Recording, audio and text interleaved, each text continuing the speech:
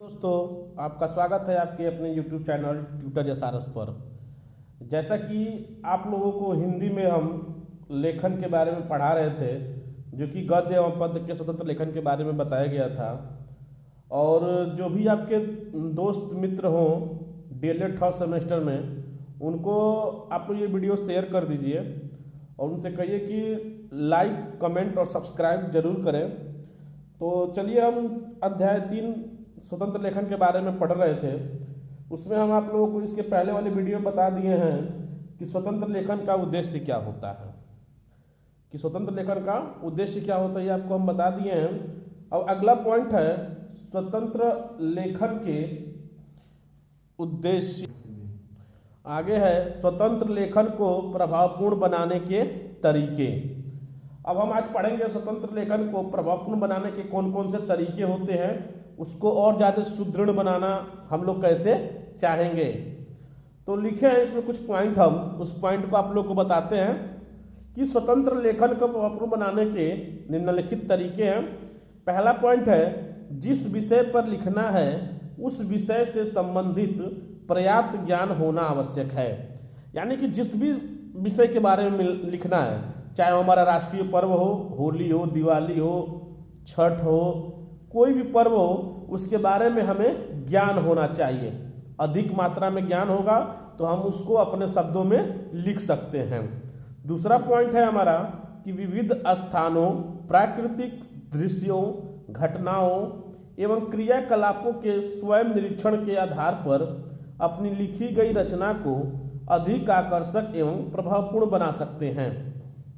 यानी कि विविध स्थान, यानी कई प्रकार के स्थानों पर प्राकृतिक दृश्य, जो कि हमारे नेचुरल जो दृश्य होते हैं, उसको भी हम लोग देख के अपनी उसकी घटनाओं को अपने मन में उसका अनुकरण करके उसको अपने शब्दों में लिख सकते हैं। तीसरा पॉइंट है, सृजनात्मक अभिव्यक्ति के मूल में कल्पना होती, अतः विद्यार्थियों को नई नई कल्पना करने को प्रोत्साहित करना चाहिए। यानी कि बच्चे को स्वतंत्र छोड़ देना चाहिए कि वो जितनी बच्चे कल्पना करेंगे, यानी हम लोग स्वयं अपने को ले लें कि हम लोग जितनी कल्पना करेंगे उसको उतना हम अपने शब्दों में लिख सकते हैं और उसको हम दर्शा सकते हैं। चलिए, अब आपको हम चौथा पॉइंट बताते हैं कि स्वतंत्र लेखन विकास के लिए बालकों के सुंदर लेखों की प्रदर्शनी लगाई जानी चाहिए।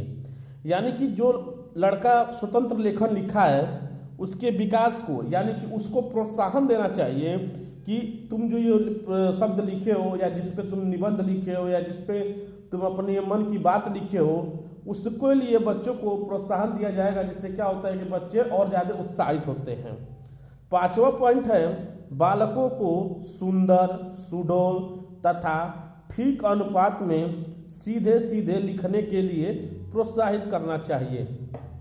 यानी बालकों को यह बताना चाहिए कि आप जितने सुंदर लिखेंगे, शब्दों को एक लाइन में लिखेंगे, शब्दों को गोलाकार लिखेंगे, सुडौलाकार लिखेंगे, जिससे क्या होगा, शब्द हमारे स्पष्ट होंगे।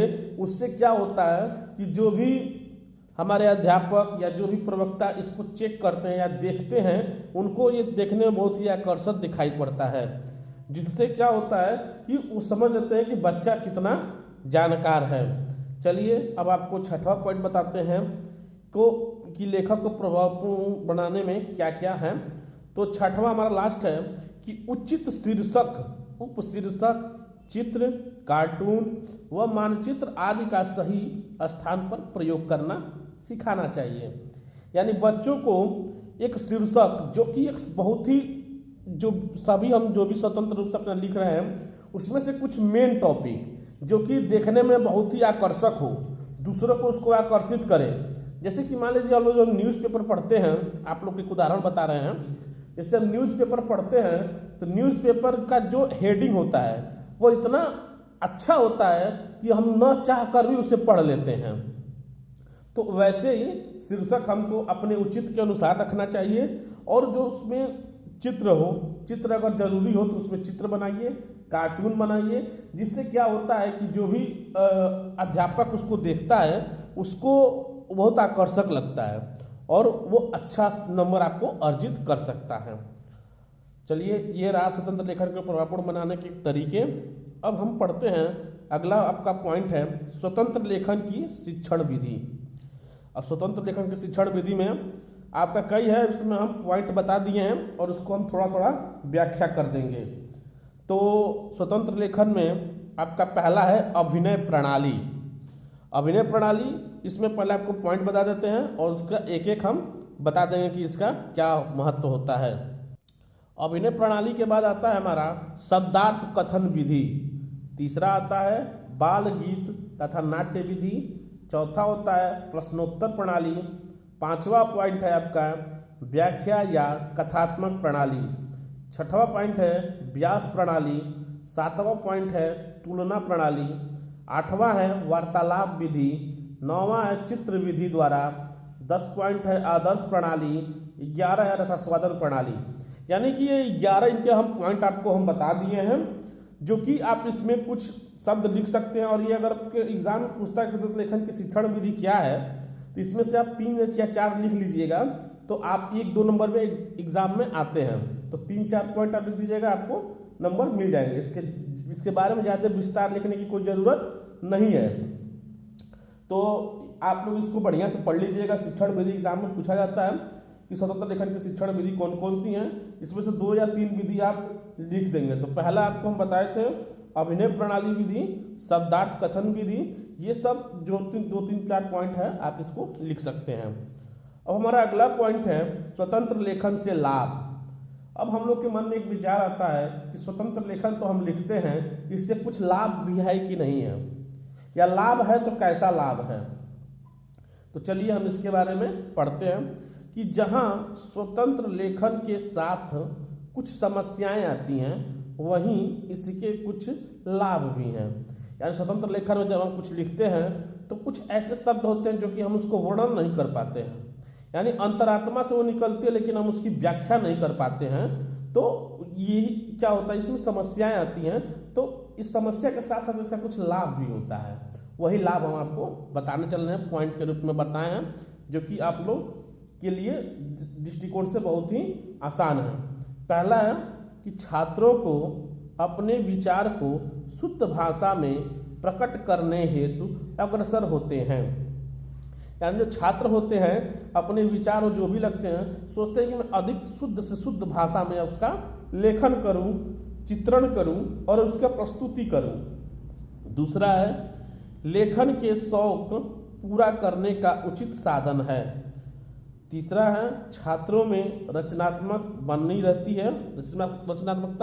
है, यानी कि छात्रों में रचना करने की उत्सुकता बनी रहती है कि मैं और भी अधिक रचना करूं, मैं और भी ज़्यादा अपने शब्दों को लिखूं। चौथा पॉइंट है लेखन का कार्य क्षेत्र विस्तृत हो जाता है, यानी लिखने का जो हमारा क्षेत्र होता है वो बहुत ही बड़ा हो जाता है।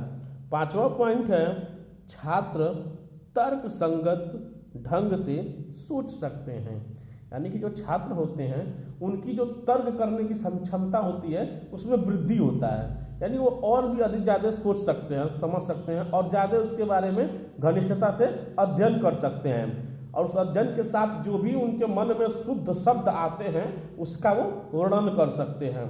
और कुछ शब्द ऐसे होते हैं जिसको वर्णन नहीं कर सकते हैं, उसको किसी चित्र के द्वारा या किसी और कार्टून के माध्यम से उसको प्रदर्शित कर सकते हैं।